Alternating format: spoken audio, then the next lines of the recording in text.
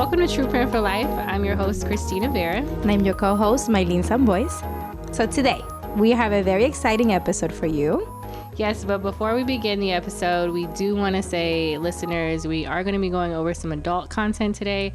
So if you have any kiddos in the room, you might want to go ahead and pause this episode and come back to it when you have some alone time, because we are going to have an open conversation today about a very exciting adult topic. Yes, so today we're excited to have some of our guests with us. And we're going to be exploring the topic of what women wish they knew. So today we're going to have a very open, honest conversation about dating, relationships, love, and more. So our wonderful guest, can you introduce yourself for our audience? Yeah, my name is Brian, and I'm really happy to be here. I appreciate you guys having me on the show. I'm not sure exactly what to say about myself. 40, huge sports nut, sales background, and I guess that's really about it. Father of 3. Nice. Wonderful. What are you passionate about? That's a tough question. I would say, like my children, of course. Then after that, it's for sure like my extended family. And then sports after that, be it football or then like European football, probably more than American football. Mm-hmm. What's European football? Soccer. Oh, football. Okay. Yeah, like, exactly. different one? I don't want to call it soccer, and then people really hear this, and they're like, like. Yeah, but that was good. No, you're good. I was like, he's not official. He didn't refer to it the right way. Is there a different one? Exactly. That's good. Yeah, well, welcome, Brian. We're excited to have you. And we do want to let our listeners know, like, today's conversation is just like an open dialogue, just some, adult chat in no shape or form. Are we giving professional advice, or the information we're providing, we're not saying, like, this is be all. Like, take what applies to you, but some things may not apply to you, and that's okay. So today is really just about having open dialogue, but really talking about our own personal experiences with relationships, love, and so on and so forth. And hope to save you some headaches. I'm going to continue to say that. Yes, Young absolutely. guys, make sure you listen to me. I got Right. Please, go grab your journal. Take notes. Take notes. Well, according to the Pew Research, a majority of millennials are not currently getting married, which is making a huge indent from past generations. Actually, only 44% of millennials were married in 2019, compared to 53% of Gen Xers and 61% of boomers. So, I think just hearing that data, it might resonate with you, it might not. But I don't know, Brian, like, what are your thoughts initially on just like why millennials either aren't getting married or even staying married presently? And what are your thoughts? I just think the world's changed compared to what the world looked like when our parents grew up or even our grandparents. It looks completely different. Things move so fast that something that you like yesterday, you might not like today. Mm-hmm. Or the loyalty doesn't stand the test of time as it did before. Mm-hmm. So I feel like the idea of marriage maybe needs to change. I'm not sure exactly how that change looks like, but maybe just the idea of relationships needs to change. Not necessarily marriage. I'm not sure how you change that, but the idea of what relationships look like probably need to change with the times. They're not what they were before. And what is that for you? Like, what would that be for you if you can share with us? I guess for me, it would be, I was just like someone that was, for me, just a one-on-one. But I think obviously we have more people who are into like poly relationships. That's something that's like new, not necessarily new age, but there's like more conversation about that than there were before. Right. You mean like open relationships? Like open relationships. Oh. Not necessarily something that I'm into, but obviously that's something that's more of a topic today than it was, say, 40 years ago. Mm-hmm. And then I just think that we need to be more honest about what we feel, about what's happening to ourselves. I think being in touch with our emotions as a guy is even like new compared to like my dad, who was like this militant, like straight edge guy, and he just kind of just plowed through life. Mm-hmm. I take a completely different look at things compared to like he did. Mm-hmm. And Brian, have you been married? No. And so in terms of, is that something that you think, like you said, like relationships have changed? Has your mindset changed on even wanting marriage or considering marriage? I can't say I ever wanted to be married. Okay. Honestly, I don't. I was raised around all married families. My mom and dad were married for 27 years until my mom passed away. Both sets of grandparents were married until someone passed away. My uncles, aunts, I saw that, and I don't know what it was about it, but it didn't speak to me. For some reason, I wanted to live a different lifestyle, and that's exactly what I did. I had my children. I'm not married to their moms, and I'm okay with it. I feel no shame. I'm not upset about it.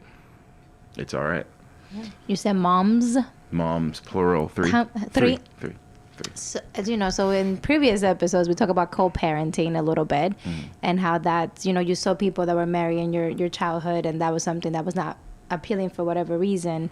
But then now you have 3 beautiful children. You have 3, women or baby mamas, whatever you want to call them. How do you co-parent with that? That's 3 different personalities right there. I mean, it can be a lot sometimes. I mean, like you said, you are dealing with 3 different people, and then add the kids in that as well. My sons and I, his mom, we get along the best, because there was no relationship. We never dated. Something happened. We had a child together, so there was no emotional attachment.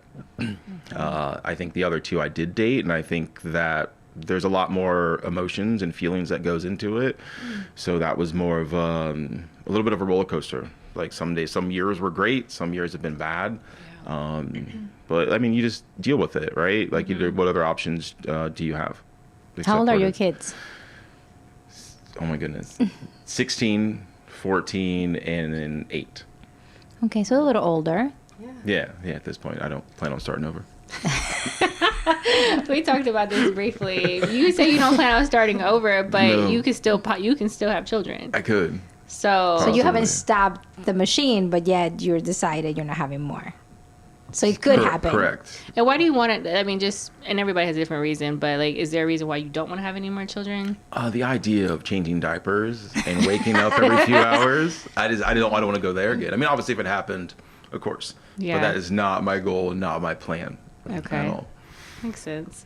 And so you mentioned like just the first 2, you had relationships, and you most recently, I think you were recently in a relationship or just ended a relationship. Correct. Yeah. About a year and a half ago. Yeah. And so like, what would you say just like in your, like in terms of like what you think you are looking for in a partner now? Like, obviously we kind of look for different things as we evolve and mature. And I think like trying to figure out what we want as partners, that just can change. And so do you find that now, like, what you're looking for at this stage in your life, is it very different than, let's say, what you were looking for 10, 15 years ago? I'd say it's completely different. I think when I was younger, it was all about looks. Like, how good does this girl look? How does she make me feel walking around with her? That was probably maybe the most important thing. And then I think the toxicity of the fights, of like the back and forth, was important. I think now I necessarily don't care about looks to an extent. You know what I mean? I couldn't walk around with a dog and just be happy about it. Oh, no, you didn't. But as long as... Just say, I mean, you want me to be honest, or you want me to like... Listeners, take a second. Okay, so you mean somebody that's super attractive. I guess by society's norms, like someone that would be pretty, but maybe everyone else doesn't view her that way. Is that not fair to say? But society standards, right? Because what's pretty to me is not pretty to Christina. We know. Of course, of course. So, are you basing what's pretty based on what society thinks is pretty, or what's pretty to you? I think now it's what's pretty to me. Okay. Before, I cared more about what was pretty to society. Yeah. And now it matters. Do I find her attractive? Matters most compared to do I care what my friends think? Right. Before it was like, do my guys think is it okay if we sit down and have our conversations? Are they like, oh man, your girl's pretty? Now they could say whatever they want. It wouldn't matter. So But how at much that weight point- does that, which is a great segue, like how much weight do your friends have on your relationships? At what age and what point? Yeah, in life? I mean, I just in general, like I think that like, because you said like when you were talking to your guys, like I think as women sometimes we're like, I don't want you hanging out with him, or like, we kind of have like this feeling about some of the people that our partners hang around for various reasons. And I guess in your perspective, do you feel like your friendships put a lot of pressure on you in terms of how your relationships carry out? I think when you're younger, I think so. I think you care about what other people think about you. As you get older, you realize you only need to make yourself happy. And as long as you're in a situation that's good for you and beneficial for your life, it doesn't necessarily matter what your friends say. But when you're 20 years old, I think it definitely mattered for me, at least. I guess I can only speak for myself. It mattered for me for sure. And do you look back now, like there were certain relationships that you feel like could have been more fruitful if you cared less what other people thought? Absolutely. I wish I didn't care. I definitely dated some like really amazing women when I was younger. That maybe the relationship could have like blossomed to something better.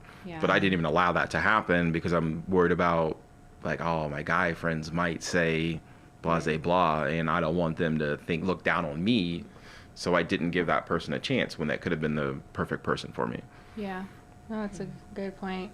I was actually listening to Kevin Hart's, my husband loves Kevin Hart's podcast, I think the Red Cup Boys, or I don't know what it's called, but and so I try to eavesdrop because I'm like, what's Kevin telling my husband? Because he faithfully listens. And I heard an episode, actually 2 separate episodes, and one he was saying that he didn't feel like men could have female friends, that could pose as an issue. Kevin, I don't think so. I think it was one of the guys that was also on the podcast. So I would love to hear your perspective on like what you think about, the opposite sex being able to have those types of friendships. We'll start there. Like, what are your thoughts around question. that? I'm glad you brought that up because I feel like a lot of people say that. I don't necessarily believe it. My best friend's a woman. We've met in high school. We've kept in contact every so many years. We'd like reach out to each other and be friends. And then I'd say within the last year and a half, 2 years, we've talked every day. There's no interest past being friends. So in my life, I'm not necessarily sure if everyone else could. I mean, she's a very pretty woman. She keeps in shape. She's fit. She's all the things that, guys would be like, oh, this is what I want. And for me, I think we work really well as friends. I think in a relationship, it would be terrible. Okay.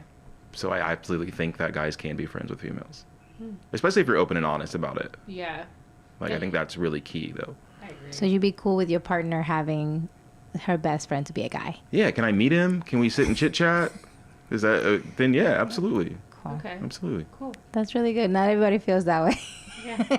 Yeah. I mean, if it was like some guy on the side that you were like Messing with, then it's a different story. But if Right. you're like, this is who my best friend is, you can hang out with us, you can meet him, I think that changes the dynamics. Now I can understand and know him on a different level than just, oh, this is my friend. Right. How good of friends are you with him? Right. What if they dated before, but that didn't work out and they decided they were better as friends, and now you are the new person, right? So now there was history, but it's no longer, right? They're not I think that would be tough. Okay. Being honest, I think that would be tough, knowing that there was a history between two people.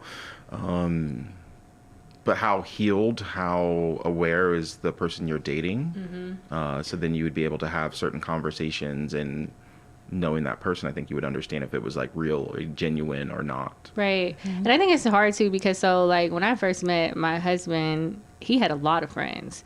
And there was a couple females that, just were from back in the day, and I just was like, all right, I'm going to be open. But then I felt like, as a woman anyway, like I just feel like we have a sense of intuition sometimes where you may... Women's intuition can be wrong. It can be. No, I agree. Though. Very rarely. No, I agree. Yeah, And right? it's just like an intuition Disclaimer. thing because I was open to the idea. I really was. I was like, okay, this is your friend. Nice to meet you. But there was something about the vibe of how she would like walk around his house when they would have like functions and like she knew the house. Like she just like like I've been here for a period of time. You're new. She had a little bit of ownership there, huh? It was just kind of like you're walking around real free, and I'm just like, now who is this person? And so it's always been very challenging, and I think because I've seen things where it's just like, okay, is this your friend or is this somebody like you said? I think it takes that person to really make you feel comfortable with that situation. And it's Absolutely. like, this is my good friend. This is my significant other. Like, it's all open here. There's nothing to hide. But what I feel like when you start, like, when you don't do that, then I think that can lead to interpretation as far as, like, did something happen here? Like, why do I not know this person? Yeah, I think that's natural when there's a little bit of a void, like you haven't had that conversation or like that in-depth conversation, an honest conversation. Then I think it's easy for us as humans to make assumptions about a situation. Right. And I think when we make assumptions, it can get us in trouble a lot. Right. For sure. Especially like as a dad, like now when you date, you're not just dating for you anymore. Like you're like a package. Yeah. You know, and big so package. yeah. You said Yeah. Because so like how does that even work within relationships, like in your perspective of trying to date someone who, like, now would you date people who have children even though you have children? Yeah, I have. Okay. Absolutely have. I'm not sure how, I don't know what the limit of amount of kids would be. But I would absolutely be open to dating someone with a child. There's nothing wrong with that at all. I think I'm at 40. I'm 40 years old. So at this point, I don't know many women who don't have children. So I feel like it's unrealistic to say I would only date women with no kids. And I think kids can add a lot to a family. If that's what you're looking for, kids add to that. I'm not sure I see any negatives. But do you date differently though, right? Because now, again, you're not just dating her. You're kind of dating this person that has, like, you have 3 kids. She may have 1 or 2 or 3. That their relationship is a little bit different, right? Like I'm asking, in the dating scene, when you're dating somebody with kids, is that different than if you date somebody? I had my first child at 25, so I'm not sure I know a world where I didn't have something to bring, an extra person to bring to the table. And I'm not sure I've dated anyone, I think maybe like 1 or 2 people without children since I was 25 years old, because it's just a lot of people have children. So how long do you wait until you introduce the kids to the person you're dating? I don't think I put any parameters on anything. Everything is open to that situation. There's some people I think you feel comfortable enough introducing your child to early, and there's some people that you're like, I should probably wait. I'm not sure where this is going, so I probably shouldn't introduce them. So I think it's case by case. If I said I would wait 3 months, what happens when I only want to wait 1 month? You know, what happens then? So I wouldn't say that. There's different level of excitement on the dating area. Right. Yeah, I think there is. Yeah, which kind of makes me go into like something we were talking about. Like, do you feel social media has added an extra pressure to dating and relationships? Absolutely. In what way? When do you come out and tell people that you're in a relationship? I think that adds a little bit of a pressure, because I think typically there's always one person who wants to put things out, and there's one person who kind of wants to hold back on that. And then it's just you have access to so many different people. I don't know how many Facebook friends you have, but Too many. Yeah, exactly. We all have too many, right? But you see things that, you know, our parents never would have saw. Like Betty from my dad's high school. My dad probably never saw her. I don't even know who Betty is. I just made that name up. But he probably never saw her again. Like, for me, someone that I dated in high school is a message away. So I think those things are a different dynamic that maybe a different generation didn't have to deal with. So I think social media can be great in a lot of ways, but I think in a relationship there's definitely going to be some cons at times, for sure. Because you have to have self-control, right? That's Discipline's why so important. loyalty comes. Well, let's talk about that. Discipline when you're in a relationship and you get 20 DMs. How do you handle that? I've never gotten 20 DMs yet. Maybe We'll one say day. 5. No, like whatever. I know. I'm just joking. I can say I haven't handled it that great. Okay. To be honest. Okay. Honesty is important. Yeah, It's a safe space. You're safe here. Yeah, I feel like this is why I'm here. So I think it's hard sometimes because it's in secret. No one else knows necessarily if your phone rings, if it doesn't. And I think it takes a lot of honesty with that person that you're dating to be open about it. And I can't say that I've always been the best at it. Okay. There's a lot of area of opportunity for me to grow in that area. Some people handle it a lot better than I have in the past. What did Hopefully you think you going forward. handled bad? Like, what was the mishandle? I think I probably sent messages back that I shouldn't have sent. Oh, okay. I just Yeah, I want to be probably our engaged in some listeners. things that I shouldn't have done. Okay. That's definitely like my last relationship. Social media was not. It was probably part of our downfall, I would say. So I think there's opportunities to, if you have those messages, maybe not send anything back, or maybe talk to your partner about what you're getting in the first place. So maybe that would make it a little easier. And to your point, like talking to your partner, because I think that, do you feel, and I think we talked about this years ago, but it's just like, why do you really think people cheat? And I know that's like a hard question to answer, and that's a lot kind of what you talked about. Such a loaded question. It is a loaded question, because I think it's hard too, like what you mentioned with like social media and everything being The so access. accessible, and now people are okay with being like the extra person, and the, you know, like the relationships you were describing earlier. It's like this This is new. generation is very, not to saying like this is the first generation that had this issue, because that ran in my family. Like my dad has 10 kids, my great grandfather has probably like about 12 kids, and he had women in different parts of New York and Puerto Rico.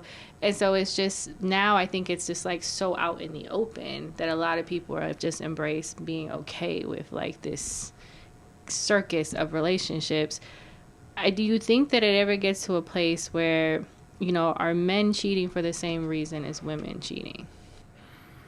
I mean, that's a good question. I think you'd have to answer if women are cheating for that reason. Mm-hmm. I can only speak from like why I've cheated. Yeah. I think for me, I wasn't necessarily happy where I was in life, and that was the one thing I could control. And that was where I got like my high from. Like, oh, this girl's gassing me up. Let me go talk to her while I'm going through the struggle with this person. And instead of dealing and focusing on in-house, it's a lot easier to just let me go talk to her because there's no problems. They're not having any issues. So those conversations are a lot easier than, hey, baby, let's sit down and like talk about this. And, those conversations can go left or right, and who knows? And those are tough conversations. Right. And sometimes not sometimes, it's always easier to go with the easier solution. Let me go talk to her real fast. I'll feel better about myself. Right. And then if she doesn't find out, everything's okay until it all blows up in your face, and you're like, right. Now I need to reevaluate. Yeah. So have you reevaluated? Like, have you learned anything that you're willing to take to the next? Yes, I think so. I think I took some time off from dating. I took like a year and a half off. So I didn't talk to anyone, didn't go on any dates at all, because I had to get happy with myself. I had to find out who I was and where my next steps were, my next moves were, and what I was comfortable with. I went through a very traumatic 8-year relationship with a lot of great moments followed by some disasters. So for me, I think I needed time off to like figure out what I wanted and what made me happy. And without that, I think I would have kept doing the same things. Yeah. Until I stopped what I was doing and then been like, hey, let's focus on yourself. Let's get yourself to a place to where you're happy, you feel good about yourself, and then maybe it'll be time to date. Yeah. And do you feel, and we've talked about this with other women, like it seems that like men are not really always given the opportunity to be vulnerable or given the opportunity to show emotion. And even like sometimes how we raise our sons, it's like, oh, stop crying, or like man up. And it's like we rob boys and men sometimes of being able to just sit with their emotions for a moment. If something doesn't feel right, like not always giving them the space and the opportunity to just say how they feel to fix that. So do you feel like, I don't know what your childhood was like, did you feel like you were able to kind of like express those things young, or did you feel like you kind of had to hide that, and that's part of why you kind of avoided dealing with relationships in that way? No, I definitely had to hide it. I mean, my dad was Marine, so he was like very demanding for everything. So you learn to just suck everything up, like just put it in the box and move forward. And then also, I mean, even in the 90s, when was it okay to like be soft as a guy? To really like, you couldn't cry in front of your friends. Like your friends would have roasted you and been like, you're X, Y, and Z. Girls around you would have been like, this guy is soft. I'm not going to talk to him. I want to be tough. So until we got to like modern day, guys talking about emotions or even talking about this, you wouldn't do that. Right. So there's been a lot of growth just in society-wise, allowing men to be open, allowing them to be vulnerable, the word that you used, when you couldn't do that before. So I think we're in a much better place now, and maybe like relationships will be better going forward. I guess, maybe, who knows? I guess for me it will be. I'm not sure about everybody else. I'm praying. I just hope. I almost felt like a cry for help there. Yeah, they should be getting better, because now everybody has an opportunity to be safe and speak, right? You speak your mind. Absolutely. And before we talked about like rejection, and sometimes men are afraid, and I don't know, you can correct me because you're a guy, so to share how they feel because they're afraid of the rejection that they'll get back, or that will be used against them at a time of argument. I think more used against them. You think so? Yes, I think that's more, at least for me, it was more of a fear than rejection. I mean, I think as a guy, you get rejected from the time you're like start talking to girls, unless you're like, you know, I mean, that one guy at school who just gets all the girls and it's just okay. But most of the time you're going to face rejection. So I don't know if it's always rejection. I think it's, this will be used against me in a conversation, be it the conversation with my friends, be it a conversation in the relationship I'm with. Like, I don't want to give anyone any ammo to be like, oh, you're this, this, and this because this is what happened. Right. So instead of allowing them to see that side of you, you just let me tuck it in. Let me pick my head up real fast and move on, so no one sees any kind of weakness. It's like a walking time bomb, right? Because when something triggers, Absolutely. right, it's like, brah. And then it all comes out. Yeah, it's a mess at times. Yeah. So now where you are, because, you know, you have, you know, you say you kind of know where you are now personally, you know, financially, emotionally, spiritually. Are you ready to find your next person, or are you still in that journey of finding yourself? No, I think I'm ready now. I think there's a special person in my life at the moment that, you know, with time, it'll get there. I think we've had a lot of open conversations that I would never have had before. Wouldn't even have broached the topic at all. So for me, I think I'm in a much better place and able to take on a relationship, when before I probably should have just stayed in the background a little bit. But I don't think I wanted to miss anything. So, but now I'm definitely in a much better place. Oh, I think that's really, really helpful. And I think that, you know, even as women, it's sometimes hard because I feel like I struggle with how I'm supposed to support my significant other. Because stuff that I think I'm doing right to like motivate him or inspire him or be there, you know, I've been told like, well, I feel like, you know, it can be condescending, or it's just like, you know, so it's hard because like, genuinely, like, I have good intentions. Most people's partners have good intentions. So in your perspective, like, as women, like, how can we really be more intentional about supporting our partners in a way that men will receive it? Because as we know, men think differently than women, and love languages are all very different. That's something I've learned, like, what my love language is and my husband's love language is very different. And so what are your thoughts on just like how as women we engage with our partners in a way that and everybody's partner is different, but like how can we be more intentional in our approach? I think get to know your partner more, like how they respond to things. I think we talk too much and don't listen enough. And I think you get to know your partner the more you're able to listen to what they say, be it their feelings, be it their goals, be it where they see themselves. And then I think you're able to support them a lot better. But I think a lot of times we want them to be this. So it's like, let me support you this way, when you're not necessarily, doesn't resonate with them. Right. Like you miss an opportunity. So I think it's just more if we just sit down and like listen and watch who we're like together with, even like family, even our kids. I think for me, I learned, I guess when it talks about children, I was really hard on like my middle daughter. My son is like touched such a different kid, and I wanted to be hard on him, but I realized I can't parent him that way. And I think just like in a relationship, it's like maybe this worked for someone, but it doesn't work for the next person you're with, if that's who you choose to be with. So I think it's just the more we get to know someone, and sometimes that's just watching them, the small things, the better you are able to support them because you're actually speaking towards them and what they want. And you'll find that, I think. And if you're not as fast grabbing the hints when you're observing, if you ask, right? If you were to ask, if your partner was to ask you, how can I support you in this moment? Are you at a point where you can articulate that now? Or is that still challenging? Hit or miss. It's still a challenge. Okay. I think it's still unnatural. So I think it takes a little bit more work for me, especially. And I think maybe the fat conversations, say if you were like, how can I support you? I don't know if I'm going to get it right, that conversation. But I bet if I take time to think about it, the next conversation, I would have the right answer. So allowing the time. Sometimes it takes time. Sometimes you're not going to have all the answers like right away. Sometimes it takes a moment.